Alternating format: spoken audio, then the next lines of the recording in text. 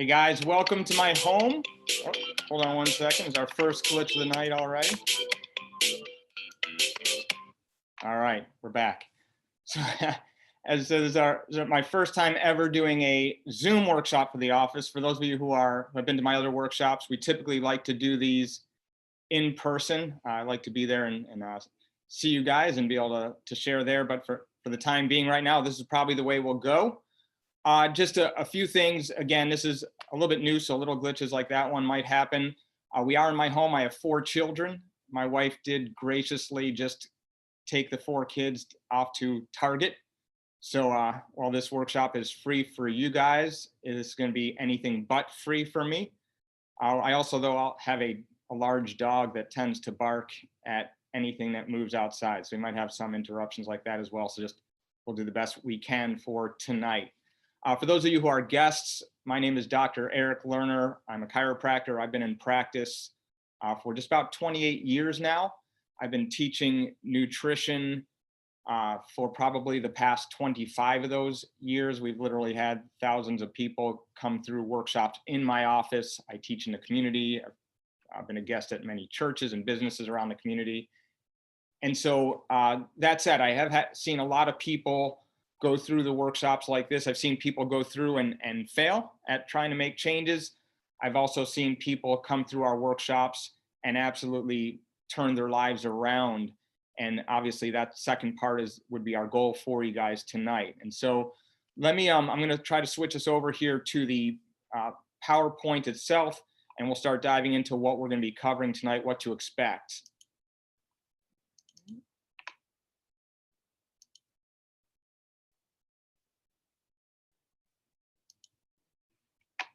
Okay, so as far as what to expect from tonight, I want to go through first of all, just some simple concepts as it relates to nutrition, and try to give you guys some implementation health. One of the things I remember from learning nutrition myself way back in chiropractic school, and I've seen happen over and over again, especially in your early years of teaching nutrition, is that when I was in school, we had to take an extensive course load in nutrition. It's a big part of chiropractic school. And the instructor at my college was brilliant. This guy, was a machine when it came to nutrition. But we learned, again, hours upon hours of all of this nutrition information, everything down to the molecule. And I remember at the end of about 6 months worth of classes, a couple semesters, thinking to myself, we've learned all of this stuff, and though I was able to pass the test, I don't remember a lot of it because it was such minutia.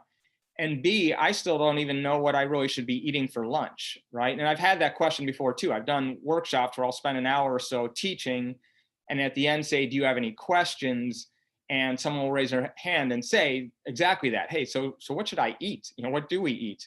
And that is not what I want to come from tonight. I want you guys to leave the workshop here and feel like, hey, I can go and start implementing something. I can start making some changes based on that. And guys, I think that's also important as far as goals from this, is don't try to go from wherever you're at to perfect. I know a couple of you guys who are on this meeting right now who are kind of nutrition black belts. This is nutrition 101. So I might be going a little bit under what your understanding is, but I'm still glad you're here because I know who you are and I love you. But don't feel like you need to be perfect after tonight. Just try to make some changes. My father, who is someone who always struggled with his nutrition, he was always overweight, always battling weight issues. He'd go on diets, fail at them, go off the diets, go back on them, different exercise routines. And in the end, he'd always get so frustrated because he couldn't pull it off perfectly. And so he'd end up giving up. And I don't want you guys to do that. That is not the goal. The goal is for you guys to just get better tonight. I know a lot of you have been to other workshops. And so when I do the future workshops and it's nutrition again, even though you're on tonight's workshop, come back and listen again, because you get a little better tonight. Over time, you'll probably slip a little bit. Then you're at the next nutrition workshop, you get a little better from there, and you just keep doing that. And that's basically how I got better and better with this and start implementing more and more. And that's what I'd love to see for you guys. But again, I am going to try to make it as easy as possible as well.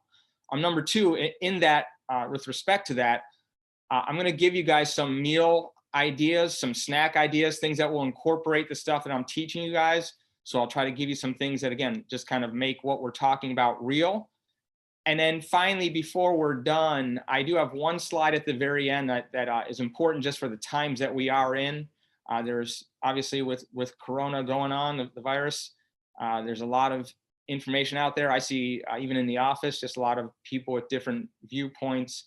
The one thing that's never been argued by either side or any side is that the healthier you are, the stronger your immune system is, the better chance you have of avoiding it, or if you do get it, healing from it. And so I do have a slide at the end that is just specifically meant to deal with how do we boost our immune system? How can we deal better with this virus? So stick around for that at the end. And again, as far as we're going through this, for those of you who are on this workshop, which if you're listening to me right now, you're on this workshop, we are going to email all of you guys the PowerPoint. I've got my notes attached to the PowerPoint, so you'll have the notes. So the things I'm going through, you'll get this. So that's our gift to you guys for being on this I don't know if you call these calls or whatever you call them. So kind of diving into it, one of the things when it comes to, again, specifically weight loss, but also health in general, is that 98% of people who go on diets and have tried to lose weight fail. That's a big study that UCLA did a few years ago, where they studied all diets and results over the course of 5 or more years. And they found a 98% failure rate for people on diets. And in fact, in their studies, they found that almost all the people, most of the people who went on diets, not only did they fail at losing weight and keeping it off, they end up heavier over time as a result of it.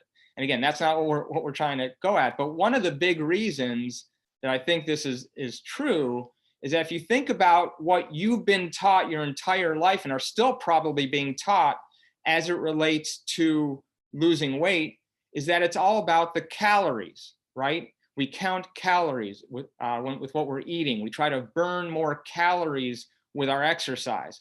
And what I want you to see from this slide here in this picture is that, you know, that handful of almonds has about the same amount of calories as those Twinkies on the right, which, by the way, so just truth be known, I grew up with Twinkies in my lunchbox at school every single day. So, you know, he who has not sinned cast the first stone. But point from this slide is that there's a huge difference between how those 150 calories on my left, looking at the picture, maybe your left as well, versus 150 calories on the right are going to affect your body, your health, and your ability to lose weight. It is not the calories that matter. It says here, it's the quality of the calories. It's the makeup of the calories. So I'm more concerned with what makes up your food than the calories in your food. And it's not that we can throw calories out the door. They do have some merit, but I don't want you guys to focus strictly on calories. And there's some things we're going to talk about tonight where you might even freak out a little bit because of calories. We got to get that out of our heads. That's why we're failing at this thing. It's actually more about hormones in the body than it is calories. And we'll dive into that as we go in. So here's the first concept I want you guys to understand and start to implement. This is probably I think one of the most simple things we can start to improve upon. So if we look at the foods that we eat, basically are made up of three different things. They're either going to be carbohydrates, they're going to be fats, or they're going to be proteins. There is one other type of fake food, which is basically chemicals. There are a lot of the foods that you see now, a lot of the diet bars and diet foods, it's just a bunch of chemicals put together. We don't want that either, but real food is either carbohydrates, fats, or proteins. And there's different purposes in the body. Your body utilizes these three things for different reasons. So if we look at carbohydrates and how our body uses carbohydrates are mainly used for fuel or energy for the body. And by the way, if you want to know what a carbohydrate is, and to keep this kind of simple, basically anything that grows from the earth, if it grows, it's a carbohydrate. So any fruit or vegetables, those are carbohydrates. Nuts grow on trees and bushes, those are carbohydrates. Even something like if you're looking at bread or pasta, things like that, they come from wheat, which grows. So those are carbohydrates.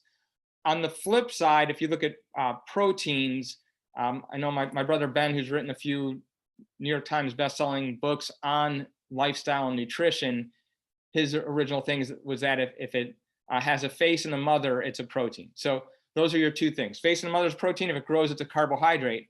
But as far as getting the uses, carbohydrates, our body uses those to burn as fuel for energy. As far as proteins go, proteins are used for growth and for healing.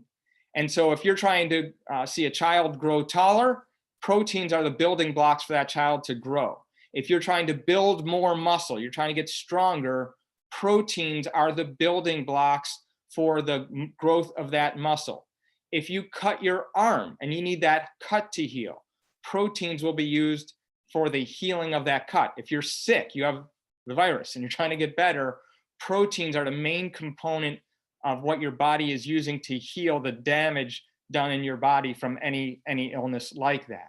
So we have carbohydrates, which are for fuel or energy, proteins, which are used for growth and healing, fats, which we have in the middle on the slide, those are used for both. Fats are a great source of energy and fuel. We can burn fats for fuel and energy. Fats, though, are also completely necessary and imperative for growth and for healing.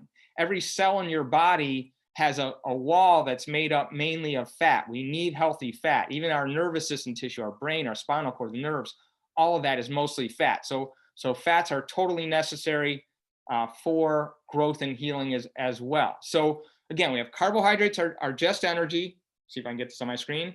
Proteins on the other side are for growth and healing, and fats can be used for either, for energy or for growth and healing. So let's look at a typical day. Let me even do this for a second here. If we look at a typical day and what our needs are, right? And let's start in the morning. You just woke up, you have your entire day ahead of you, right? You've got whether it's work to do, right? There's my dog in the background, if you can hear her. We got work to do. You've got taking care of children, maybe. You got all the going to exercise. You have your whole day ahead of you. You just woke up. Do you, when you think about it, do you need energy to get you through this day? Or do you need some growth and healing after just laying in bed all night? Obviously, what you need is you need energy, right? We got the whole day ahead of us. We haven't really done much damage to ourselves. We just woke up. And so we need energy. We don't need to do a lot of growth and healing right now. So in the morning, that's a good time for us to have carbohydrates in our diet. We can have proteins in our diet in the morning too, but as far as like something, a time of day where carbohydrates would be a good source of food for you, mornings are the time. If we go to the other end of the day, we go to the nighttime. At night, you have just had your whole day, right? You've been stressed out. You've worked. You've taken care of yourself. You've taken care of your family. You've gone to work, whatever, all the things you've done. You're about to go to bed. Do you need a lot of energy while you're trying to go to sleep and sleep overnight? Or do you need to do some healing from all the stuff you just did to yourself all day long? Obviously, the answer is healing, right? And so at night, we want to have proteins in our diet. We need proteins at night. And what we don't need at night is we don't need carbohydrates.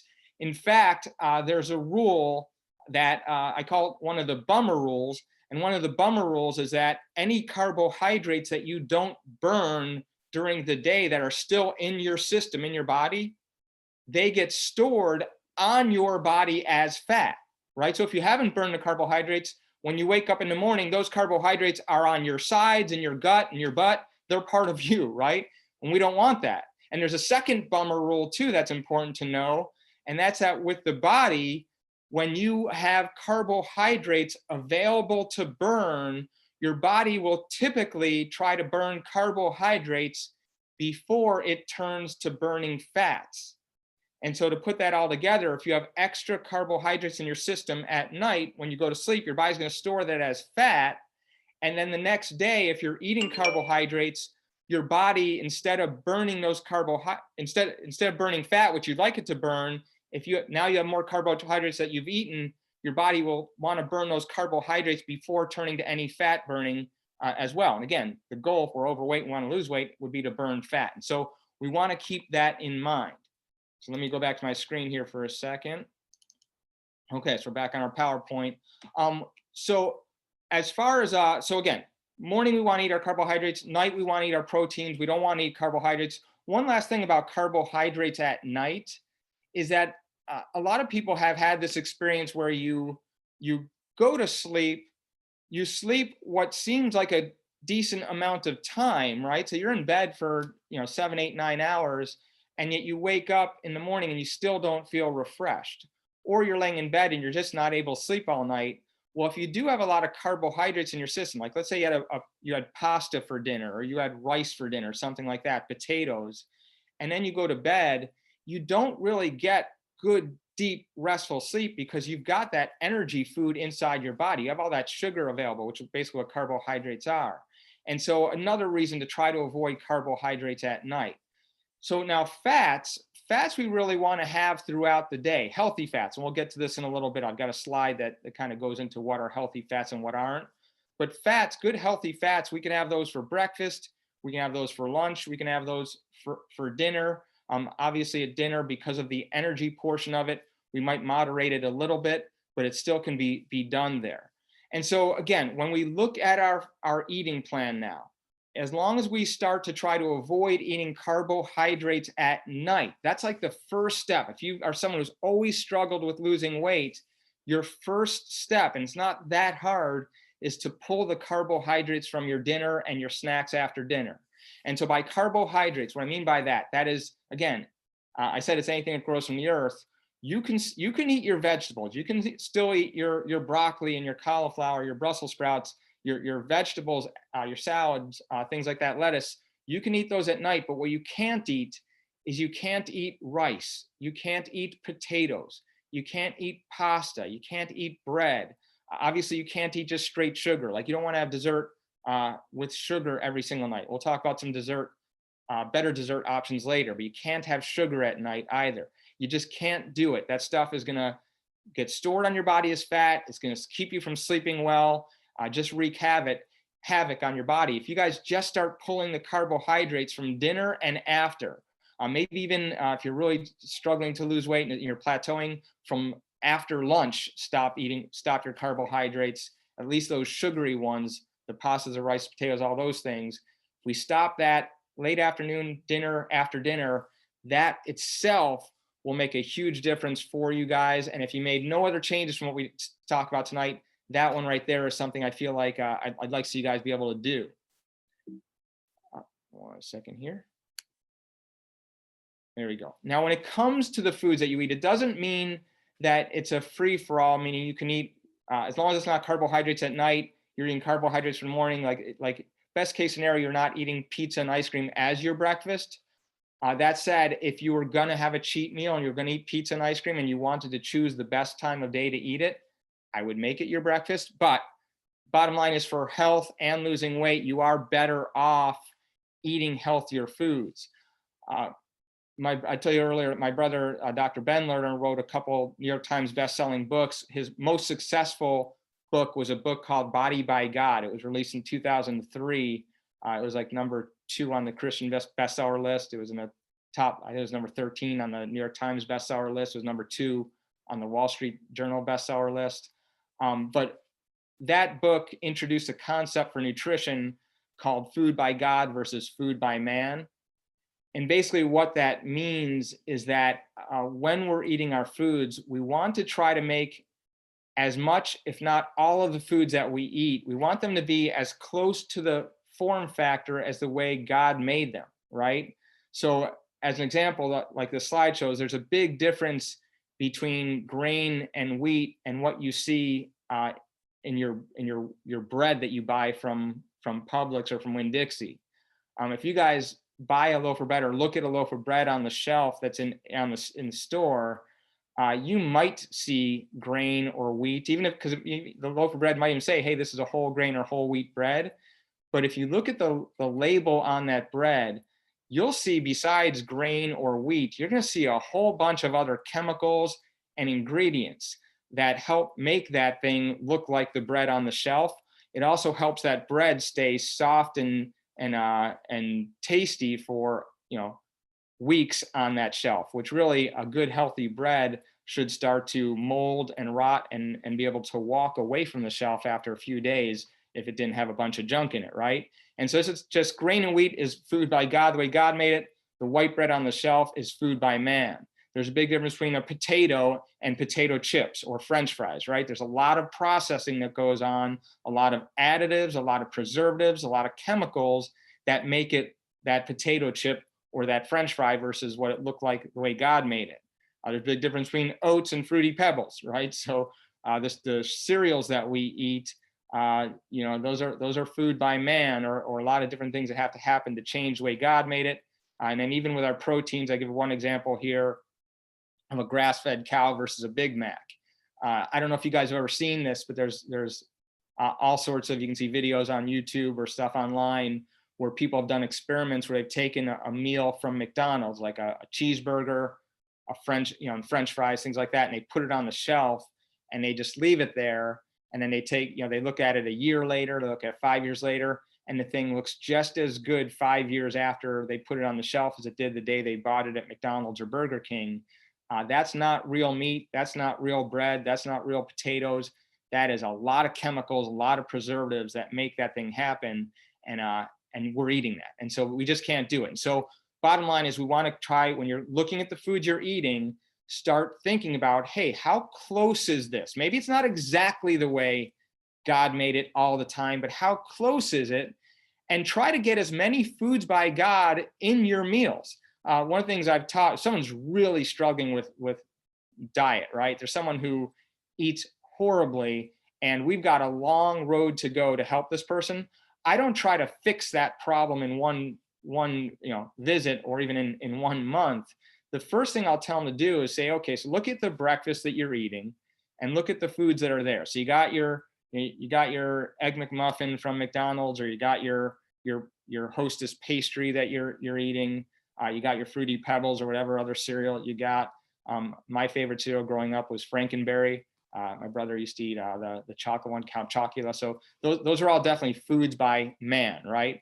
So you look at that, and what I would tell people to do is, I'm not going to make you stop right now. You don't have to change any of that. What I want you to do is add a food by God to your breakfast. So and try to eat that food by God first. So you're allowed to eat your Cocoa Puffs. You're allowed to eat your Frankenberry. But before you do that, you need to eat an apple. You need to eat some berries or some other fruit. You need to eat something that is a straight food by God before you eat that other stuff.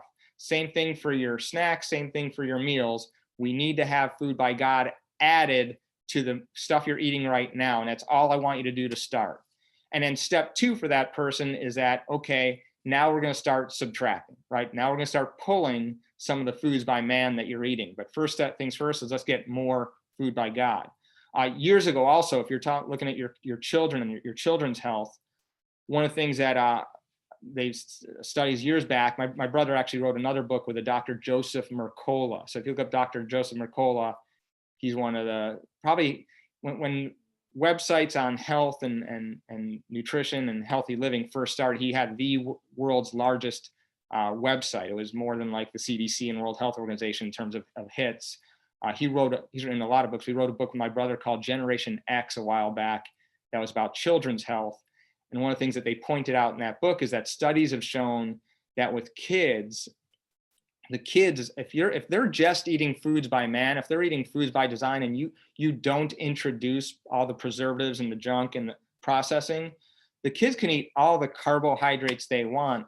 They're not going to develop weight issues or health issues like diabetes.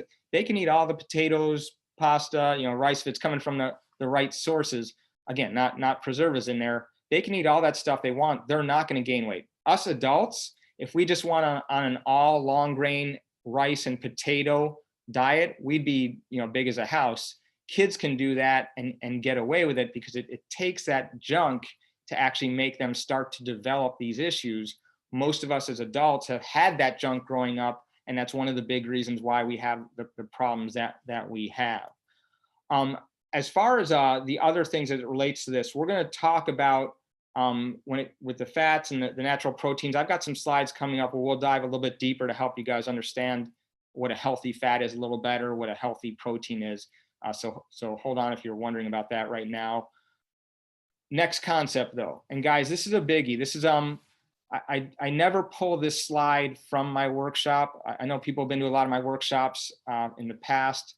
They're probably really sick of this slide. It's not the most exciting thing, but this is what I would call a primary concept slide, meaning that if you can understand what I'm about to go over and you keep this in your mind, this is the type of concept that moving forward, 10, 20 years from now, any decision you make will be made easier by remembering this slide, all the decisions you make moving forward. So try to get this. If you don't understand everything I go over, this would be something you'd want to ask me about in person, but it's too important to skip. And so let me walk you through this. Those 2 circles that you see on the slide, those circles represent cells. So our body is made up of cells, right? And so we have something like 40 quadrillion cells in the body. We're looking at an example of 2 right here. Those spokes that you see coming off the cell, it makes it look like the sun, those are receptor sites. And we'll talk about why that's important in a second. But here's the deal, and it's important. So every time you eat something that's a sugar, in fact, let me do this again for a second.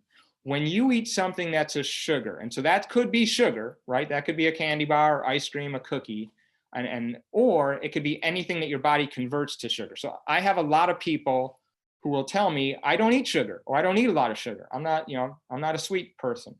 But then when you look at their foods, their diet, most of what they eat are actually sugars. And why the reason for that is that when you eat rice looks like rice outside the body.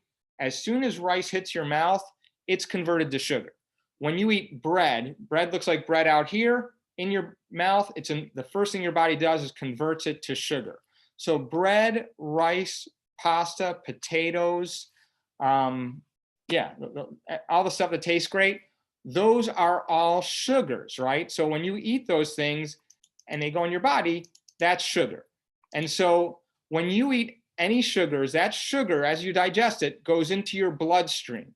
Now, when the sugar goes in your bloodstream, your blood sugar goes up, right? And we all know high blood sugar is not good. At the very least, we know that high blood sugar plays a role in diabetes, but it does a whole lot more than that. It's bad for your heart, bad for your nervous system. It'll kill you if your blood sugar stays high. And so God, intelligent design with the body here, when your blood sugar goes up, your brain responds to that. Your brain sends information down your spinal cord to the nerves that go out to your pancreas and tells your pancreas to produce insulin. On the slide in front of you, those, I think they're green arrows, those things have an I next to them. That I stands for insulin. And so when your blood sugar goes up, your brain tells your pancreas to produce insulin. The insulin is pumped into your system, into your bloodstream, and it circulates throughout your body. Now, as the insulin is circulated to the cells in your body. So again, I'm not sure if my arrow shows up for you guys, but we have this cell over here, and with those receptor sites that I'm pointing to, at least on my computer with my arrow here, when the insulin gets to these cells, insulin attaches to these receptor sites on the outside of the cell, and what it does, it causes those to basically open up like a door, and it allows the sugar from your bloodstream to leave your bloodstream and go into the cells. And so as the sugar goes from your bloodstream into the cells, your blood sugar goes down, right? So we eat sugar, we eat bread, rice, pasta, potatoes, candy bars, cookies. Blood sugar goes up, brain tells pancreas to produce insulin. Insulin increases, circulates throughout the body, attaches to the receptor sites on the outside of every cell, opens those receptor sites up like a door. The blood sugar goes into the cell, and so our blood sugar goes down because now the sugar is in the cells. Now inside the cells, it says on the slide, it says G, which is glucose, equals ATP. Your body goes through a cycle called the Krebs cycle. You won't be tested on this, but the Krebs cycle converts glucose, which is something our body can't really use, into ATP, which is something our body can use for energy. But that happens in the cell. Outside the cell, in the bloodstream, blood sugar comes down.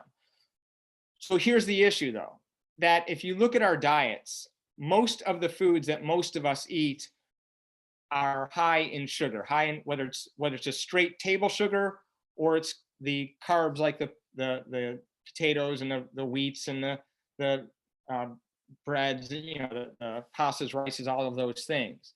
And so if you are constantly eating foods, your breakfast is, fruit, which is food by God, but it's a sugar. Your breakfast is bagels, which are food, which is a sugar. Your breakfast is cereal, which is a sugar.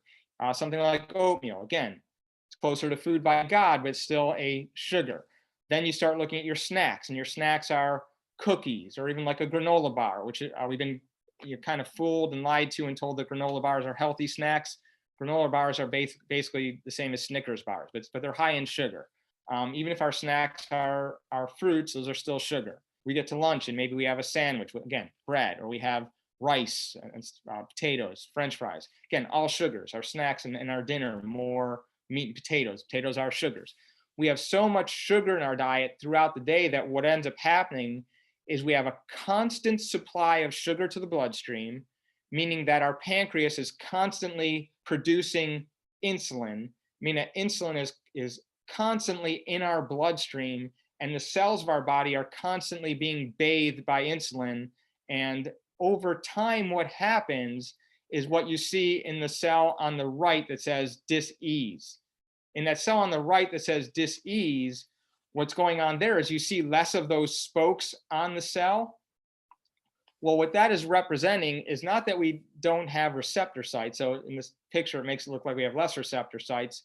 But in reality, what happens in the body is that the receptors stop responding to the insulin. You become what's called insulin resistant. Okay, so you might not be full diabetic. Some of you guys have gotten to the point where you're diabetic, but for most people, you're not fully diabetic yet, but you have so much insulin that's being produced all the time in your body that the cells are no longer responding to that insulin. And so your blood sugar does increase. Again, maybe not to the point where you're full-blown diabetic. Maybe it's pre-diabetes. Maybe it's just higher than it should be. Which, quick note on that, they say that you can have normal blood sugar up to about 100, they say, but really you would be better off if your blood sugar was below 90.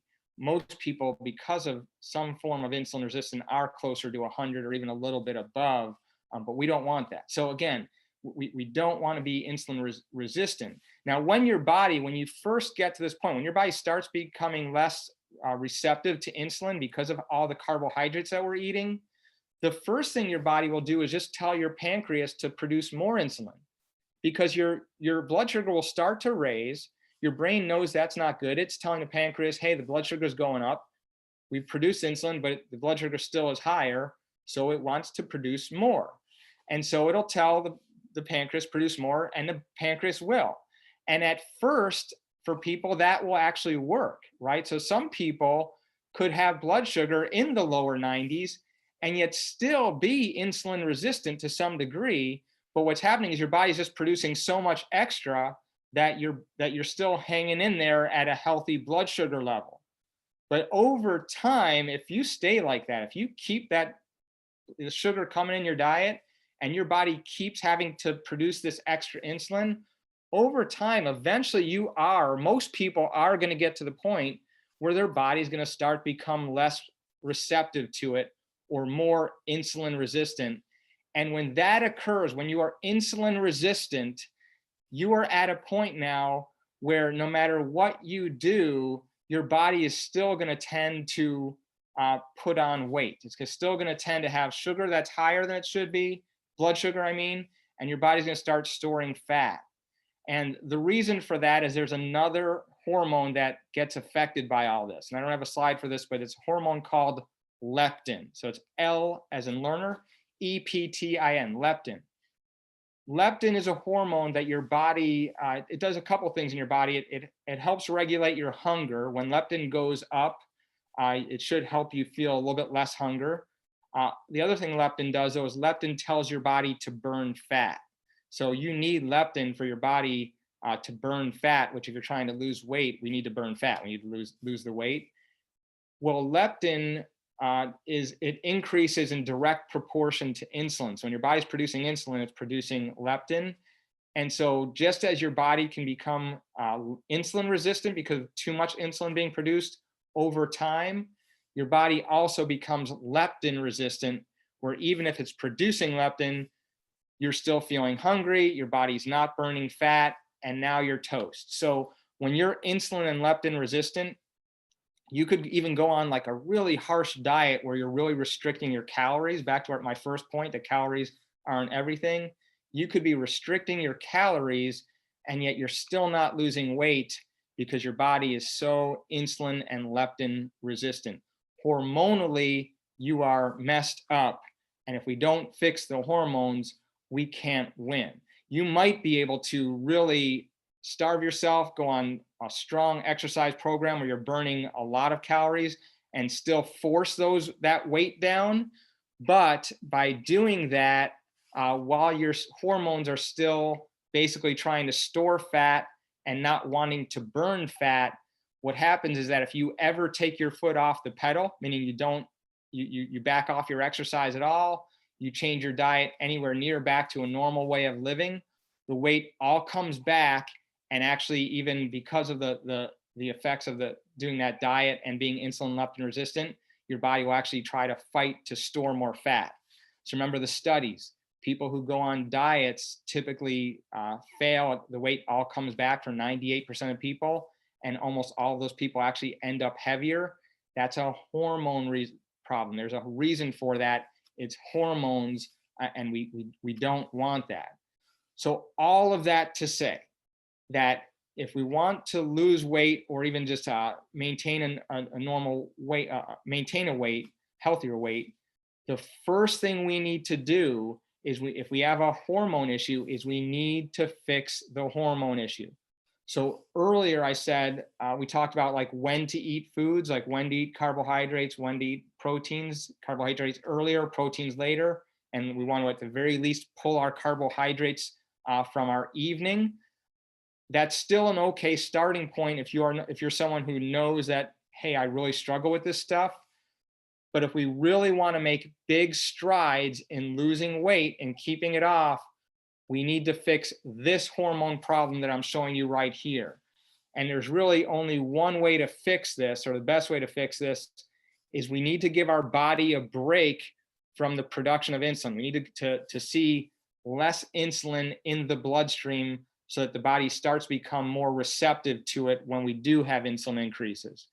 So remember, insulin is produced when our blood sugar goes up, right? Our blood sugar goes up when we eat things that are sugars, whether that's just straight sugar or things like rice, bread, pasta, potatoes. And so if we don't want insulin to be produced, we can't have our blood sugar go up. And if we don't want our blood sugar go up, the bad news is that we can't eat anything that's going to make our body produce insulin. So I'll get to, let me see if it's the next slide or not. No, this one is part of the answer, but we're going to get to the answer as far as diet wise in another slide here to fix that. But first of all, here's something that probably is easier than the next slide. To fix that problem, one of the things we can do to get our body to start burning fat and also help with this insulin resistant problem is something called intermittent fasting. So with intermittent fasting, what we do is we want to try to get our body to the point where there is no sugar to be burned, so our body has to burn fat, right? So we said earlier, the bummer rules, remember, is our body will typically first want to burn sugar if it's available inside our system. And then if we don't burn it all, it gets stored as fat, but then it's still going to turn to sugar first before fat. Well, one way to make your body turn to burning fat and also help with the hormones is to get your body to a point where there are no sugars left in your system.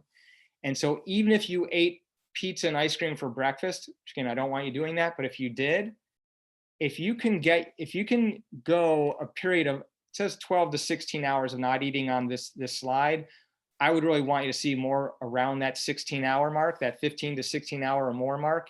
If you can go that long without eating, during that time, and when I say not eating, I mean not eating anything. You can have water, you can have fluids, as long as there's not sugar in those fluids. You just can't eat. What happens is over those 15 or 16 hours, your body has burned through all of the sugar stores that are available. And so once it burns through all of the sugar stores, it has to turn to fat. And by making your body turn to fat, obviously, first of all, it's burning fat off your body. But secondly, when your body starts to burn fat hormonally, it becomes better at burning fat. One of the lies we've all been taught, or most of us been taught throughout our lives, is that fat makes you fat. I mean, when you eat fat, you get fat. It's not really fat that makes you fat. It's your body's inability to burn fat that makes you fat. And so really, by letting your body burn fat, that helps your body become more efficient and better at it. And so intermittent fasting, we don't eat for about 15, 16 hours. We've burned through all the sugar stores that are available, and now our body has to learn how to burn fat, and we'll do it. So the point there says allow the body to burn through all of its glycogen, which is the name of the sugar inside the body stores, forces the body to turn to burning fat, and the more fat your body burns, the better your body gets burning fat. Okay, so I said all that stuff. Tips, sleeping counts. So I intermittent fast. I do it. So for me personally at this point, and for those who know me know that I don't really have much of a weight issue. If anything, I could use a few more pounds. But for health reasons, I intermittent fast 4 days a week. For some of you guys, intermittent fasting 7 days a week would probably be the goal. But what happens is I don't want to intermittent fast as much as possible. I want to avoid daytime hours. I talk to some of you who are intermittent fasting, and you're not eating like from after breakfast until nighttime. And I'm like, wow, you're awake for all that. You're just suffering through all of it. What I try to do is I'll eat my dinner right? So I eat my dinner. I then don't snack afterwards. I go to bed. All the hours that I'm sleeping, those count. My body is using sugar while you're sleeping. I wake up in the morning and I skip breakfast. That whole old adage of breakfast is the most important meal of the day, not true. It's probably the most important meal of the day for me to skip, right? So I skipped that one. So I ate dinner, didn't eat afterwards, went to sleep, skipped breakfast. For me, I wake up and I just go to the office, right? I go to work. And so then I'm just kind of busy. So I'm not even really thinking about food. I just still drink my water at the office. And then when I come home, I can eat lunch, right? So now I eat lunch and I eat basically lunch, and I can snack in the afternoon. I can eat dinner again, right? So that's not that difficult. Tuesdays and Thursdays, where I'm home in the morning, those are tougher days for me personally to fast, because I'm here. I'm sitting around. I got food. I look to my left because my kitchen's to my left. It's about 20 feet away from me, so it's tougher. I've got to use some willpower. So I could do it, but it's definitely tougher. So I choose the days. For me, again, 4 days a week. I'll do Monday, Wednesday, Friday, Saturday, which are my work days. If you're someone who's getting up and going Monday through Friday, at the very least, I would try to do those 5 days. If you are home all the time, it's going to make it a little bit tougher, but I still would go for it. This is one great way to start to turn around that insulin resistant problem, leptin resistant problem, and get your body to start burning fat. The next way, I've got this picture here on the side. This is a book my brother wrote a few years back. We might have 1 or 2 of these copies left in the office. I'm not sure. To me, this is the best nutrition book I've ever seen to this point in terms of helping people implement. But in that book, there's 2 different ways of eating that we introduced. The core plan would be more of what I talked about earlier. So this is just trying to eat as many foods in the way that God made them as possible. So eating healthy foods and then watching your timing of when you're eating them, right? So as far as fats go, and again, I think coming up, next slide is on what healthy fats and unhealthy fats are. But in the core plan, you would want to try to get rid of your unhealthy fats and eat more healthy fats. Again, and that's important. We do want to eliminate the bad fats, and so that's a little tough, but it's not that tough to incorporate some of the healthy ones I'll show you guys. As far as proteins go, we want to try to get to naturally raised versus unnaturally raised animal products. So go organic and natural for animal products. So what this is, if you're looking at like fish or chicken or beef, things like that, when it comes to fish, we want to go wild caught, not farmed. With farmed, they feed them all sorts of unnatural bad things, and that does get passed on to you. With chicken, I would try to go free range organic. We don't want chickens that have been pumped full of hormones or steroids or antibiotics. That stuff gets stored in the fat and in the meat of the chicken. And when we eat that, that goes into us. That's a heavy toxin to the body, causes a lot of health issues. So chicken should be free range organic. If you're eating eggs, you want eggs that come from free range organic chickens as well. And if you're going to eat red meat, you want that to be grass-fed organic. Typically, when you see grass-fed meat, it's also organic, but it should say grass-fed organic. So from cows, we don't want cows that have eaten been grain-fed or corn-fed. That's actually bad for the cow. It creates an unhealthy fat in the cow that gets distributed to us. It's a major component of heart disease, of cancer, of weight gain, diabetes. So we don't want to eat red meat that comes from cows that have been grain-fed or corn-fed. But if you're eating red meat from cows that's grass-fed, I might say pasture-fed, that red meat actually isn't all that bad for you. In fact, it's fairly decent for you. So we've been taught our whole lives that red meat causes heart attacks. That's true if it's grain-fed or corn-fed, not so true if it's grass-fed. So even in the core plan, where we're just trying to, eat a little better and watch our timing, what I talked about earlier, even in that plan, you would want to trade out your unhealthy proteins for healthy proteins. That's important. We do want to try to eliminate unhealthy fats and replace them with healthy fats that we'll get to in a moment. When it comes to the carbohydrates, I would try to minimize, so we're just going to minimize at this point our sugars, right? We're going to try to eat more whole carbohydrates than refined. So we can still eat rice, but make it like a long grain rice, like whole grain rice, as opposed to white rice. Let's get rid of white rice. When it comes to bread, we can still eat bread, but let's try to eliminate the breads that have all the different chemicals, the bleached flours, the white breads. You want to eat a bread that mainly is made up of grain, whole grains, or whole wheat, right? But you got to look at the labels to know this. And again, typically, these breads should mold fairly quickly. One of the breads that I've eaten in the past or that we feed our children is a bread that's found in the frozen food section called Ezekiel bread. So Ezekiel bread is in the frozen food section because it would mold quickly if they put it on the shelf with the other breads. And Ezekiel bread has a few different varieties. Those are a healthier version of carbohydrates, a bread that you could feel pretty comfortable feeding your kids. If you went to the bakery section in like a Whole Foods or a Trader Joe's, you might be able to find a bread that has less ingredients. And again, would go bad fairly quickly. You'd probably put it in your fridge or in your freezer when you got home with that also. So if we're going to eat pastas, again, trying to find whole grain pastas, things like that. So we're still allowed in the core plan.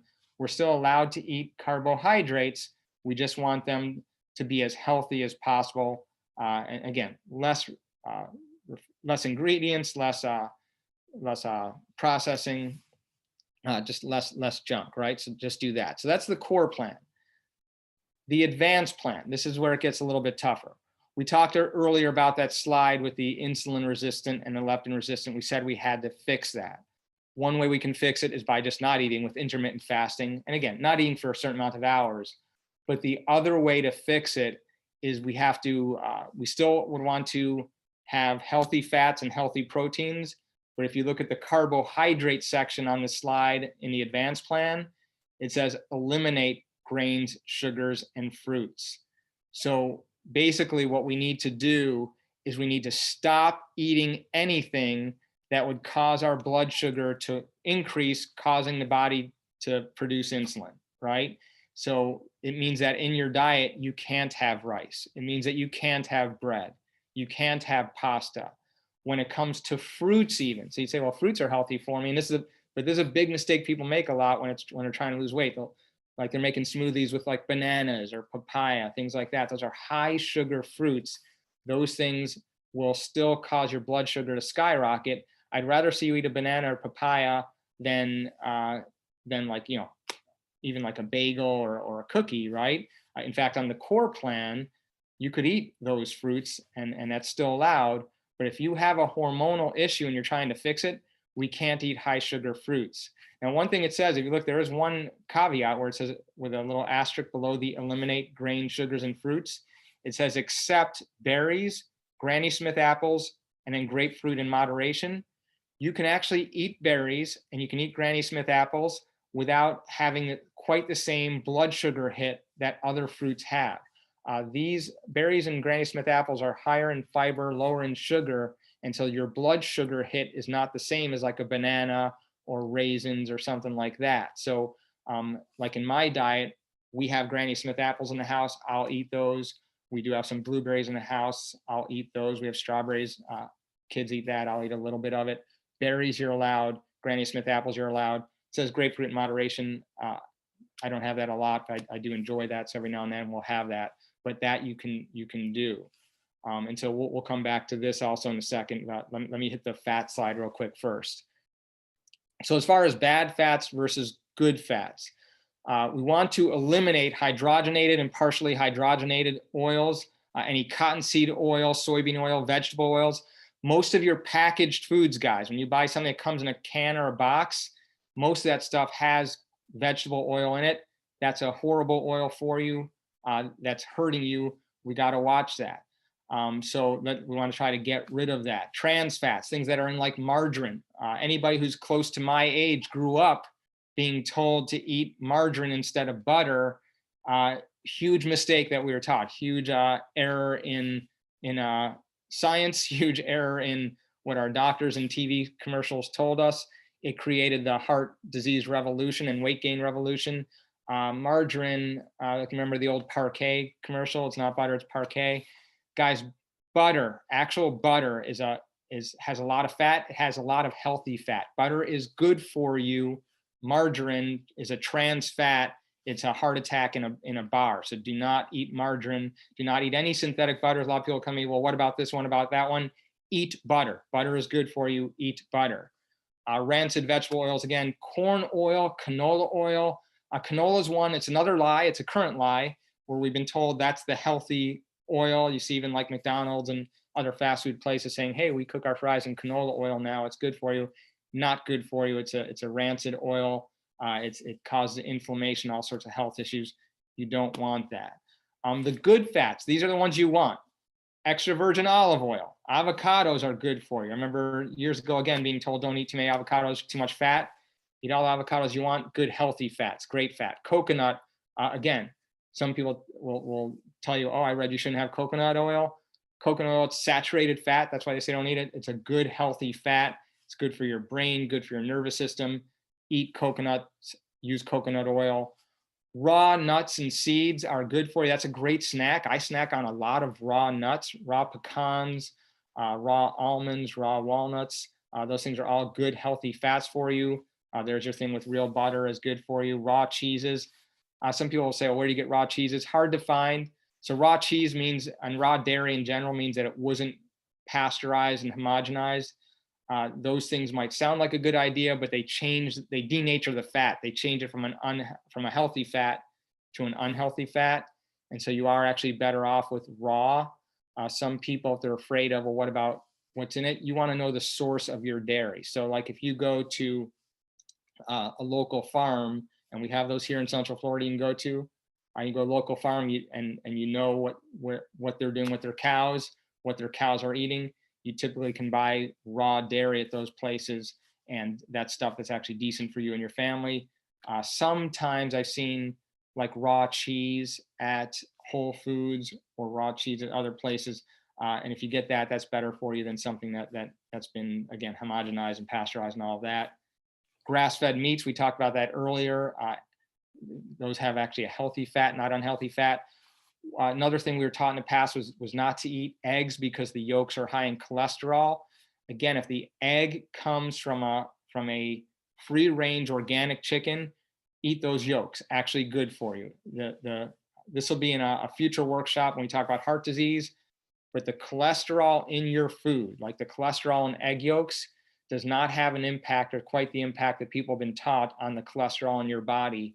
You can eat the cholesterol as long as it's from a healthy source. Again, the cholesterol from like a fried, elephant ear or something like that at a fair, bad for you. The cholesterol from a grass-fed, pasture-raised chicken egg is good for you, not bad. And then fatty fish like Pacific or wild salmon, small fish, sardines, as long as those are wild, those things are all really good for you. Last thing on the advanced plan, before we start moving into some things in terms of food ideas that you can eat to try to help you guys pull this off.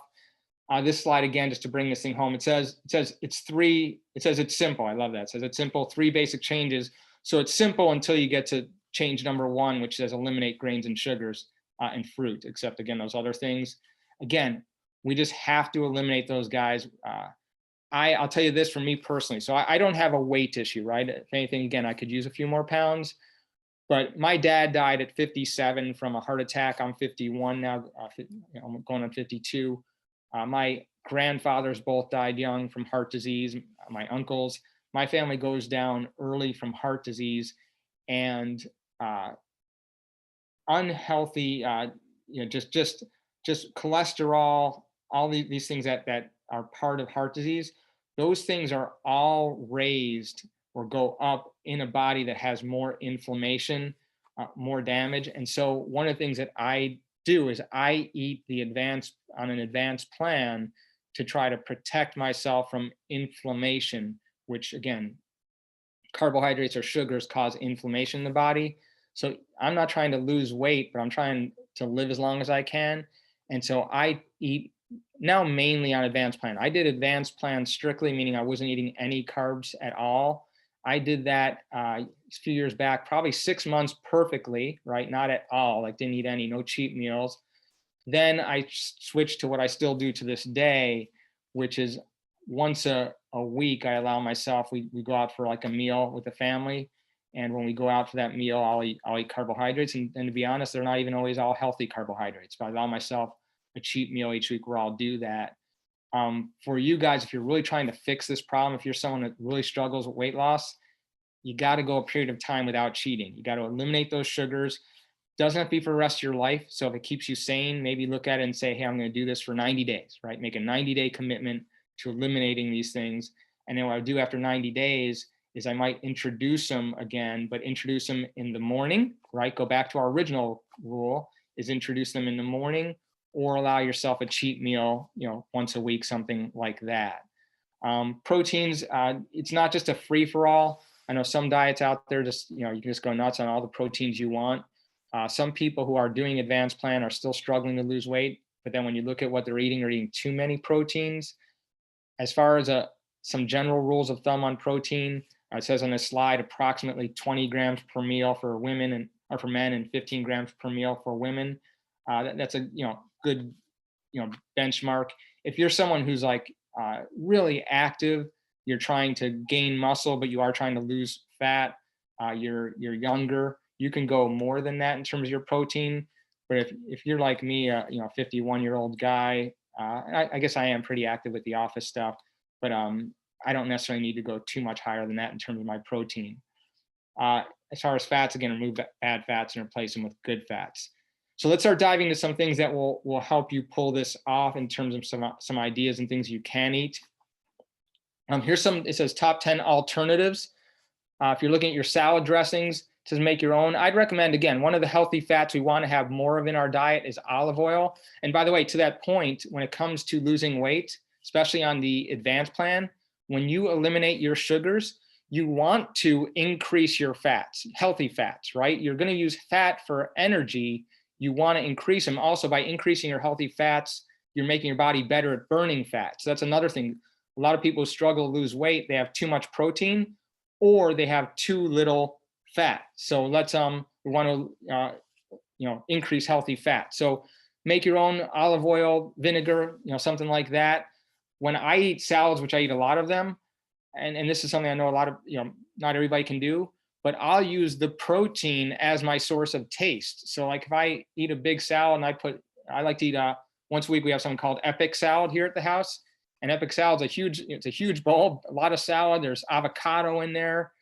There's, cucumber cut up in there. I'll put like a protein in there, like either sardines I like, or I'll put chicken. So I'll put chicken in there, and I use the sardines or the chicken as my flavor. So every bite of salad also has a little bit of chicken on there, and I do that. And so I can do that without any salad dressing, or I'll just douse it with olive oil also. That tastes great to me. For some people, or a lot of people, that's not enough flavor, so you need a little more.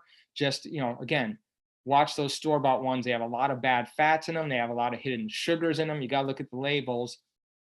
Try to make your own. There's a lot of stuff online these days. You can Google, healthy homemade salad dressing and find recipes for that.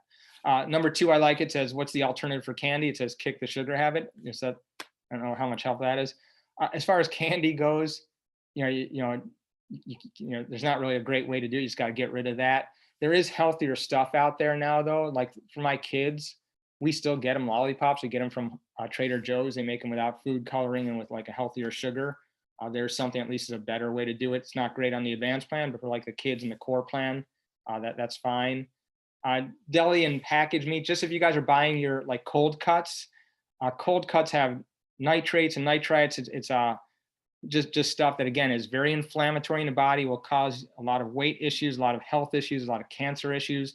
So we don't want to eat cold cuts, but if you do, if you get like Boar's Head makes a brand that's nitrate-free, nitrite-free, it's more of a healthier version. Just get something like that. That's something you could eat and not have to worry about it. Just don't get you got to look for that on the labels. If you see a prepackaged cold cut, again, look at the label, see, is there any nitrates or nitrites? These days, most of it will tell you when it's not in there, but I still would read the ingredients. Instead of white bread, again, we talk about whole wheat, sprouted bread, stone ground. I told you about Ezekiel bread as being a good replacement for that. In terms of your produce, this comes up a lot with like organic versus non-organic. if you guys go on the line and Google something called the Dirty Dozen and Clean 15. The reason why you want to Google this, is that it changes every year. But there's this Dirty Dozen Clean 15 is a list that shows which fruits and vegetables that year had the most like pesticides put on them, herbicides, most chemicals, and which ones had the least. And so if you see a vegetable or produce that's on the Clean 15, you don't necessarily need to spend the extra money on organic version of that. You can just buy the regular one. But if something is on the Dirty Dozen, then you would want to go organic. So it's just a way to be careful with the chemicals in your diet and also save some money on organics or non-organics. We talked earlier about using real butter or olive oil instead of margarine. As far as diet sodas and drinks, diet sodas for weight loss, again, big mistake people make. They think because I'm drinking Diet Coke, I'm not getting the calories, so I'll lose weight. The chemicals in Diet Coke, very bad for your health, but also they cause, again, inflammation, other processes in the body that cause people to store fat and store weight. It's not just the calories that you need to count. You need to count chemicals, and diet sodas are high in chemicals that will hurt you. Talks about tea. This would be like herbal tea, green tea, water. One of the things, like I'll drink some like club soda, like LaCroix, something like that. It's a carbonated beverage that has no sugar in it. It's just like a hint of a flavor. Almost everybody makes, like every store you go to has probably 2 or 3 different versions of this. You can drink something like that. In terms of sodas, if you really like your Coke or your Dr. Peppers or things like that, there's a product called Zevia, as in zebra, E-V-I-A, Zevia. That's a cola that's sweetened with stevia. They also make them without food colorings now, so there's no food colorings, no sugars. That's something that's a good, again, healthier version of soda pop, if that's something that you really are dying for. And because it's also sweet, it might curb some of your sweet tooth. GMO foods, genetically modified organisms. Just again, if you're buying organics and watching that, you should be able to avoid that. But we don't want genetically modified foods. Commercial dairy, like instead of just regular milk, it says organic or raw. On the dairy thing, so let's say you're just going to eat regular dairy, you're going to drink regular milk, something like that. At least don't make this mistake. So, because it's hard to find sometimes organic or raw.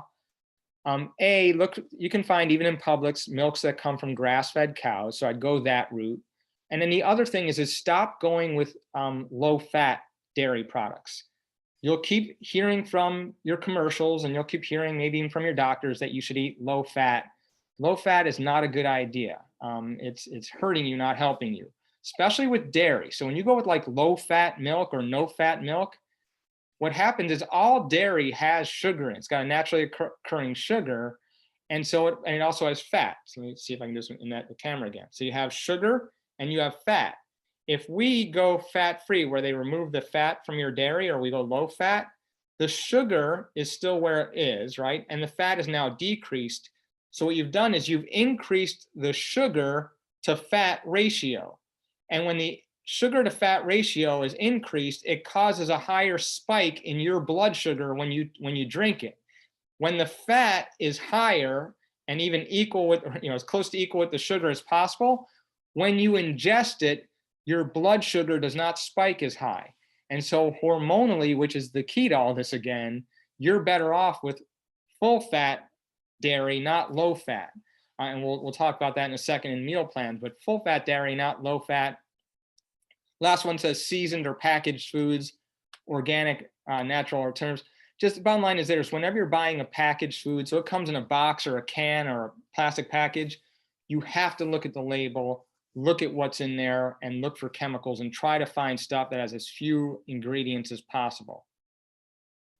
All right, so section of the workshop I call yes, no, or maybe. We're almost there, guys. Just yes, no, or maybe. These are things to think about for your meals. I'm going to start with dinner.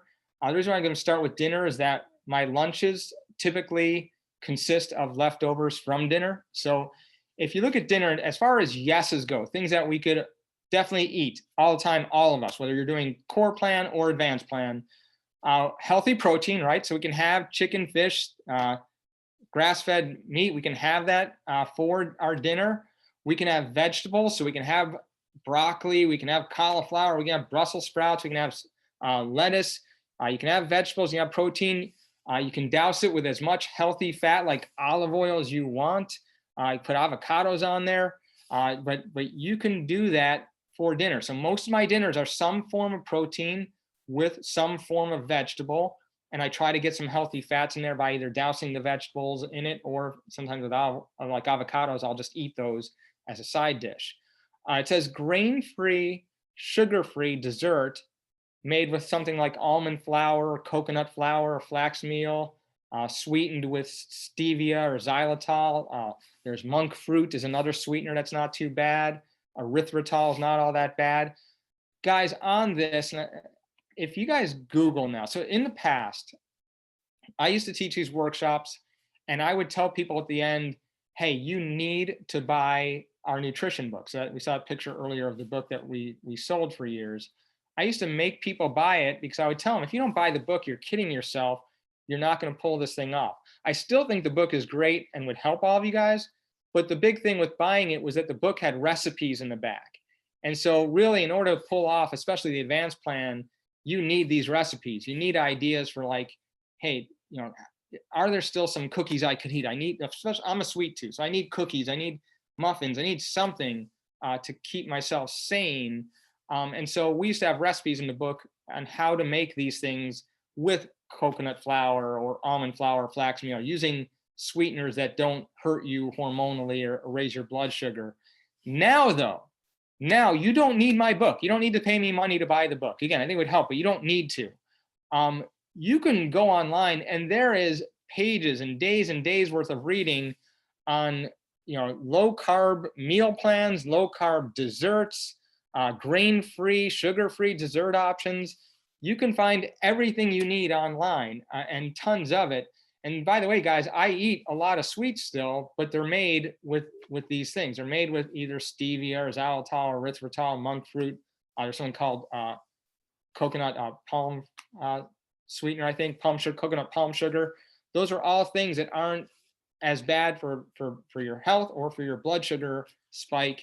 And again, they help keep me sane. So those are your dinners. As far as your no's for dinner, regardless, whether your core plan, just trying to, you know, get into this, or your advanced plan, you can't have bread at night, right? No bread at night, no potatoes, no rice, no pasta, and no sugary dessert at night. You just can't do it.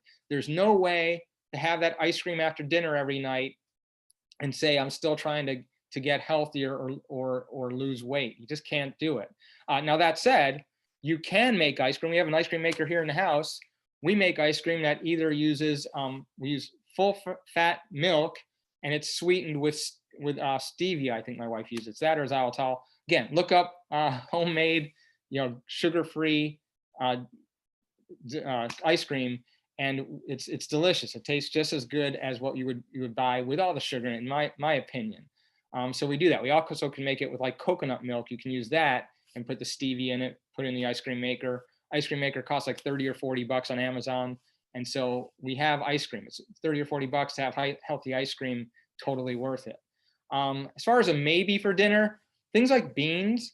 So beans are, they're kind of a starchy carbohydrate. They're not like as bad as a bread or a rice or a pasta, but they do raise your blood sugar a little bit. So we do want to moderate the beans. I would not really eat them for dinner on the advanced plan, but if you're on the core plan, you still could do that.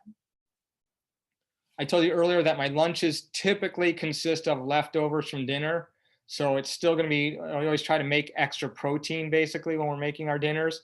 I like to try to make extra, especially if we're doing like the broccoli or cauliflower or Brussels sprouts. I try to make extra of that. Salad, obviously, it's easy enough to make that to go with it for lunch. But typically, again, it's going to be a protein, going to be a vegetable, going to try to get some healthy fats in there. Still avoiding bread, rice, potatoes, pasta. Wraps are might be less carbohydrates than bread because there's less of it. So that'll be a better idea on like the core plan. But on the advanced plan, if we're trying to fix that problem, we still have to eliminate the wraps. As far as maybes, something like quinoa, I have the beans on there again. Quinoa is is not it's not as big of a hit on blood sugar as like rice or pasta or potatoes, all that stuff, but it still has a little bit of a hit. So if I was doing advanced plan, I'd still probably try to avoid quinoa. Core plan totally could do it. It's actually a very healthy carbohydrate for you. As far as breakfast, yeses, you can eat eggs. Again, eggs from grass or pasture raised, organic chickens. That's fine. It's a healthy breakfast. I sometimes do like full fat Greek yogurt or goat milk yogurt. I tend to do more goat milk than cow milk yogurt. But either way, just again, not low fat, not no fat, but full fat. And I think typically full fat, like in the Greek yogurt, it's like 10%. It's not 100% fat. It's like 10% is full fat Greek yogurt. But I'll do that. I'll mix that with berries, because again, remember, we can have berries. I'll put berries in there. Sometimes I'll take something like almond butter and I'll put that in my yogurt to give it some flavor. It says there bone broth protein. If you look at the protein that we sell in the office, it's a healthy protein that comes from bone broth. It's actually good for digestion, good for your gut. Also has protein in it, but it's also sweet. It's sweetened with stevia, so it's not going to cause any blood sugar issues. It's actually that protein that we sell is very good for you. I'll take a scoop of that and mix it with my yogurt, or if you're making a smoothie, mix it in there. And it turns my yogurt basically into pudding or ice cream, and it's fantastic. I'll also, as a dessert option, I'll take that bone broth protein. I'll take a spoon, like a large spoonful of almond butter, and I'll take the bone broth protein, mix some of that into that almond butter with some frozen blueberries, and I call it cookie dough. And that's also a delicious like snack, something like after dinner if you're looking for a dessert. That's a great dessert that would be advanced plan worthy and good for you. If you're going to make your smoothies for your breakfast, that's fine. Just watch the mistakes of, yes, a banana makes the consistency of your smoothie fantastic, but a banana is a high sugar fruit. So at least on the advanced plan, that's no good. On the core plan, you could get away with that, but on the advanced plan, no. I would use berries in there instead of fruits to increase the sweetness of it. You can use coconut milk because that's a thicker thing. That'll give you a better consistency. You can use a full fat. You can use a heavy cream if you wanted it. You can get heavy cream at Publix that comes from grass-fed cows. If you want to use that, that's also okay. But just don't use like your sugary fruits to sweeten that thing up. As far as your no's for breakfast, and this is definitely no's for your advanced plan, but cereal, bagels, toast, pancakes, potatoes, bananas, raisins, all those things no good. If you're looking at, again, more of a core plan thing where you're going to eat carbohydrates for breakfast, you could eat cereal, but just make sure, again, watch the cereal you're eating. You want it to be closer to the way God made it. Like oatmeal would be a good, really close to food by God. If you're looking at, there's some brands that you can get at Publix that have less preservatives, less sugar in them. Just watch the ingredients, get a good, healthier version of the cereal. One of the things that makes eating healthier easier these days than it used to be is that you can find healthier versions of all of these products now, right? So just whether it's at Publix, Whole Foods, or Trader Joe's, they have healthy cereals that you can get. If you're getting something like bagel or you want to make toast, you can get those things made from, again, more whole grains, long grains, things that are healthier for you. I even have a pancake mix that we found it's made for like keto or paleo diets. I think Target sells it. You can get it on Amazon as well. And it's a pancake mix that has decent ingredients, healthier version that you can eat, and do that even on the advanced plan. As far as maybe, again, oatmeal, grits, things like that, just watch what you're putting in it, right? Those things are closer to the way God made them, but it's typically the stuff that people sweeten them up with that hurts them.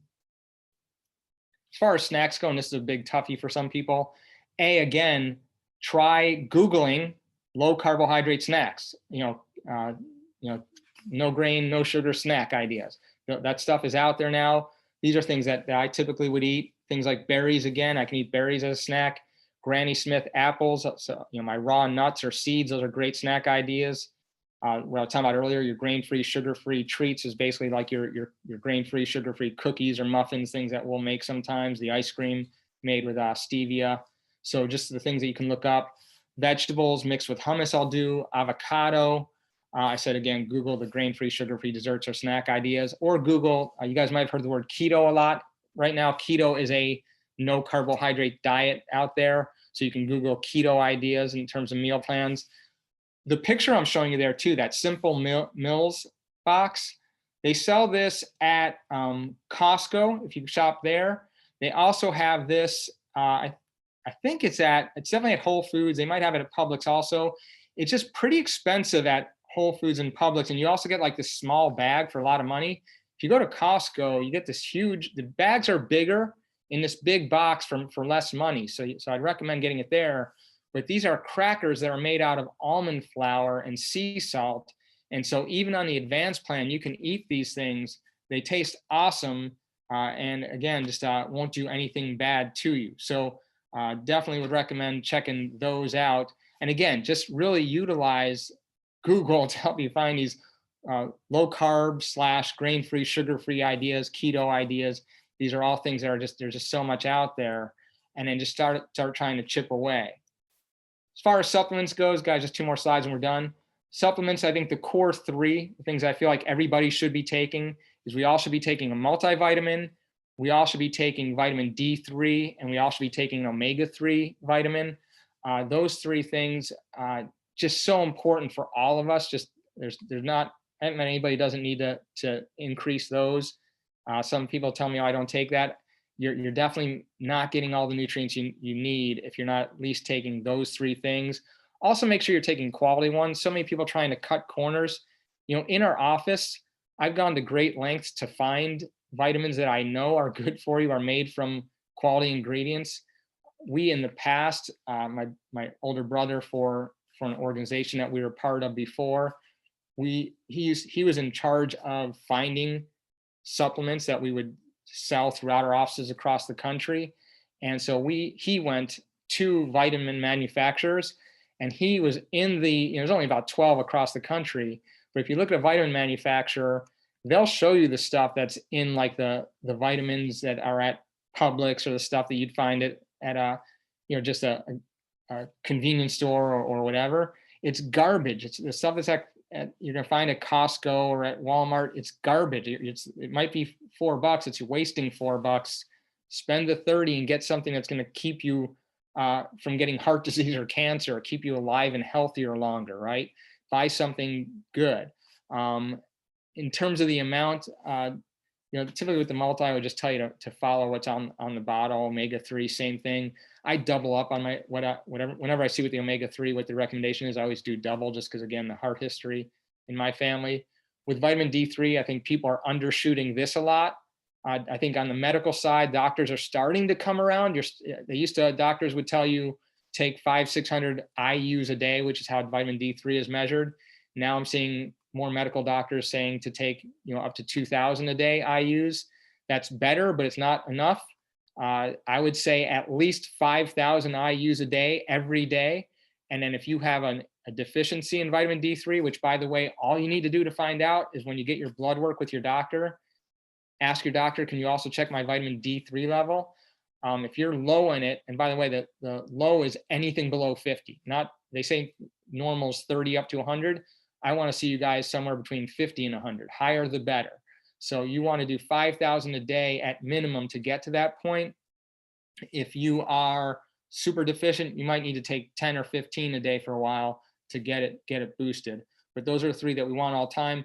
Vitamin D3 says to take it with K2. Increased D3 levels you need to have. There's another vitamin called K2 that keeps your body from building up calcium in the blood vessels, which is not good for you. It's also something that will help build stronger bone. It'll help you to get calcium from the bloodstream into the bone. Also, if you're someone who supplements calcium, you want to take K2, get that calcium into the bone. The D3 that we sell in the office has the K2 mixed right in with it. If yours doesn't, just buy K2 on the side. The personal / condition specific, people come to me a lot with questions about other vitamins. A lot of them are fantastic, or it's person to person whether or not you need them. Like for me, again, specifically, I take a lot of CoQ10 because that's good for heart health. If you're someone who takes statins, which I don't, but if you do, you need to take CoQ10, absolutely need to. And then B vitamins or something else that like we have in our office. That is something that really helps with nervous system health. So any issues related to nerve problems or even energy deficiency, B vitamins will really help a lot with that. And so guys, kind of rounding that out as we get into our last slide, which is on immune system and coronavirus. With the eating, you're gonna get the slide presentation, right? So you'll have the reminder of like when to eat foods, carbohydrates, fats, proteins, right? Watch your food timing at the very least. Try to get your foods closer to the way God made them. Less foods by man, right? Less preservatives, less chemicals, less processing. Do the best you can. Stop eating carbs at night. With the hormone issues, I think when I said get that concept slide where it showed you the cells, I think on that one, the way I would picture it is every time you're eating a sugar, picture in your mind what that's doing inside your body with the insulin production and that just constant bombardment of insulin on your cells. That might mentally help you not eat the carbohydrate. Back to the food timing one, if you're going to eat carbohydrates at night, the thing I'd have pictured in your mind to try to deter your own self is hey, these carbs I'm eating right now, this sugar, this cookie, this this ice cream, that is going to be stored on my body as fat, and I'm not going to sleep that great tonight. I'm going to be more tired tomorrow, and I'm going to be heavier. And keep that on your mind to help kind of negative motivate yourself if that's what works for you. In terms of fixing any hormonal issues, we want to try to eliminate the junk, right? So we try to eliminate the sugars, use the ideas I told you with these yes, no, maybe slides, also things you can Google. Try to picture it happening for like 90 days, and then you can start, introducing sugars again. So you don't have to look at this as never again. And then lastly on that, the intermittent fasting. That is something that whether you're doing the core plan or the advanced plan, that is something that really is good for all of us. It does so much to help you with your energy levels, keep your weight controlled, just keep you healthy. Try to implement that. Okay, last slide, coronavirus. This slide is interesting. I was supposed to speak at a church in March, right? So we planned this talk in like December or January, set up a date, and the date was in like the first or second week in March. And it literally was like week 0 or week 1 for all this stuff, kind of going nuts in the United States. And so literally we canceled the talk the day before the talk was supposed to be. It was so early in this that we were still thinking, should we do this, bring all these people to the church and do this talk, or shouldn't we? And then the day before it was still like, maybe not. We just decided, maybe we'll put it back. At the time we were being told, okay, we'll start quarantining, so we should be ready in a couple of weeks. So we'll just push this talk off a couple of weeks. It's now November. But I made this slide. I was thinking, okay, if I'm going to talk to the church and this thing is just kind of coming out there, I want to at least mention it because this is some new thing coming to America, coronavirus. And I was like, I should talk about it. And over these last, I guess, 9 months now, so much has changed in terms of what we've been through, what we know now, what we don't know now, what we've been told. There's been so much fighting about, whether it's the quarantines or the mask wearing. Now we got the vaccine coming out, and I already in the office, I've had some people saying yay, some people saying nay. There's a lot that's gone on. And it's interesting that what I was preparing for back in March is still the way I feel today. So there's been so much that's changed in information, but there's one thing that stayed true the whole time. And that's that, I put back then, more important than washing your hands all the time is strengthening your body or your immune system. I still believe that. More important than staying away from people, like quarantining or wearing masks, is strengthening your body and your immune system. I still believe that. Doesn't mean there's no validity to some of the other things, but there's no doubt in my mind that being stronger and healthier is more important than those other things. You guys have, if you look at everything related to coronavirus, it doesn't affect young people as much as it affects old because they're stronger and healthier, have stronger immune systems. It doesn't affect people who don't have any other health conditions as much as it does people who do have other health conditions, what they call comorbidities, because people without the health conditions are stronger and healthier. the survival rate for someone with a strong immune system is almost 100%, right? And so, you know, I don't want to start a fight with this. Should you wear a mask? Shouldn't you? Should you quarantine? Shouldn't you? Should you get vaccinated? Shouldn't you? What I will say right here, right now, is that regardless of what you do, if you're not taking better care of your health, if you're not listening and implementing some of the stuff I just talked about nutritionally, if you're not doing a couple of these other things that I'm about to tell you, you're fooling yourself, right? You're still putting yourself in the crosshairs if you're not doing this. I have had people come into my office all masked up, all, you know, mad at other people who aren't, and yet talk to me about the garbage they're eating and kind of laughing about it. And in my mind, they're in more danger than the person without the mask on. So again, we can wear a mask. We can avoid other people. We can do all that stuff, but we got to take care of our health and do that. So here's some important things. Obviously, pay attention. We just talked about nutritionally, chiropractic care, guys. My reason for being a chiropractor has to do with the immune system and chiropractic. You can look up the studies on the effects of chiropractic and T cells. There's studies done on chiropractic and something called interleukin-2. These are things that are how your immune system actually works to kill off viruses and bacteria. Every time you get adjusted, your body actually produces interleukin-2. It strengthens the T cell number and count and its effectiveness. Chiropractic care boosts immune systems. There's tons of studies out there on this. I said my personal story, I was a sickly kid. I had been to every doctor, every medical doctor you can think of to try to help me. No one ever did. Finally got to a chiropractor in my teens, and my life was turned around just by starting to get care, dealing with the nervous system, which is why it helps all this. When you get adjusted, you're getting pressure off your central nervous system, and that will boost your immune system. It says avoid sugar, which is basically everything we just talked about in the workshop. Sugar is an immune system killer. If you look at the strength of a person's immune system, and they can do this with their various methods, you can look at a person before and after eating sugar, and it's night and day. Even things like PET scans for cancer, they'll pump sugar into the person and then do this PET scan, because things like cancer, other health conditions, viruses, bacteria, they feed on sugar. Sugar is an immune system killer. And so avoiding sugar, definitely being low sugar, and that means low potatoes, rice, pasta, and bread also. Low sugar will help keep your immune system strong. Try to get the sleep, right? 7 to 9 good hours a night. Another reason not to eat carbohydrates at night. We need good sleep every single night. That's very imperative when it comes to a strong immune system. Vitamin D3 with the K2, 5,000 to 10,000 IUs a day. If you are someone who gets diagnosed with COVID, and we're starting to see some of that now. I hadn't seen it for months. Now I'm starting to see some people I know, some patients knowing family members who have had it. Boost, don't go 5,000 a day, bump to 10, 15, 20,000. You can, again, Google this stuff, but vitamin D3, as it relates to any viral or any bacterial condition, even cancer, there's studies on vitamin D3 in cancer. Vitamin D3 is huge for the immune system and fighting these things off. Vitamin C is also good for your immune system. I always tell people vitamin D3 is the new vitamin C, right?